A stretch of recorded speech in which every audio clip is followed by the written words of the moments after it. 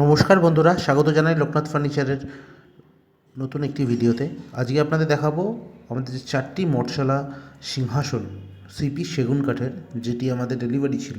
একই সাথে 4টি একই ডিজাইনের মাল দেখাচ্ছি আপনাদের। দেখতে পাচ্ছেন কোড়া মালটি, যেটি তৈরি হওয়ার পর ডাইরেক্ট চলে এসেছে আমাদের পালিশের জন্য। এখন এটাকে বর্তমানে পিউ পালিশ হবে। দেখুন, প্রত্যেকটি নিচে ড্রয়ার পাওয়া যাবে।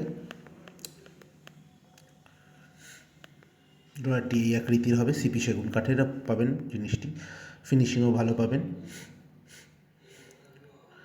দেখুন, মালটিকে এখন ঘষাঘষি করা হচ্ছে, পুটিং করা হচ্ছে, ড্রয়ারগুলো খুলে ঠিকঠাক করা হচ্ছে যদি কোথাও আটকে থাকে। এখন বর্তমানে এটিকে গোল্ডেন শেডিং দেওয়া হচ্ছে। এক পোচ পালিশ খাওয়ানোর পর, পালিশ অর্থাৎ গালা ও স্প্রিটের মিশ্রণটি।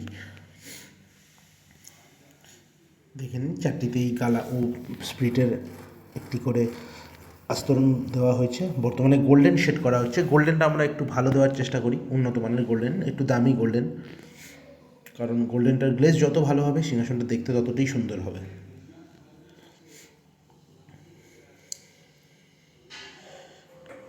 দেখুন, এটি অনলি গোল্ড শেডটা দেওয়ার পরের অবস্থা এই সিংহাসনটিতে।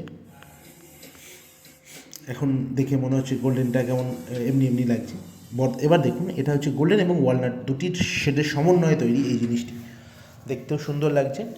গোল্ডেন আর মন্দিরে অন্য কোনো রঙের থেকে গোল্ডেন এবং ওয়ালনাট বেশি সুন্দর লাগায়। গোল্ডেন অ্যান্ড ওয়ালনাটের শেডিং বর্তমানে দুটি তৈরি হয়েছে, আর এই দুটিতেও দেওয়া হবে গোল্ডেন অ্যান্ড ওয়ালনাটের শেডিং। এটিতে বর্তমানে ওয়ালনাট শেডিংটা চালু হচ্ছে। দেখতে পাচ্ছেন সবকটিতে ওয়ালনাট শেডিং দেওয়া হচ্ছে। শেড মিনস হাইলাইট করা, যতটা আপনি হাইলাইট করতে পারবেন যেখানে যেখানে। বর্তমানে মালটি শেডিংয়ের সবকটি মাল শেডিংয়ের পর বর্তমানে পিউতে চলে এসছে।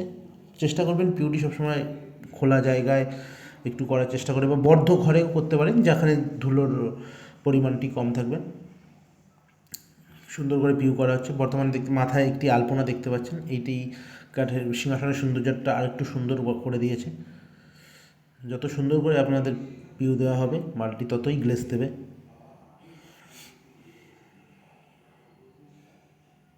পিউ দেওয়ার সময় চেষ্টা করুন সবসময় নাক মুখটি ঢেকে দেওয়ার। পিউ কমপ্লিট।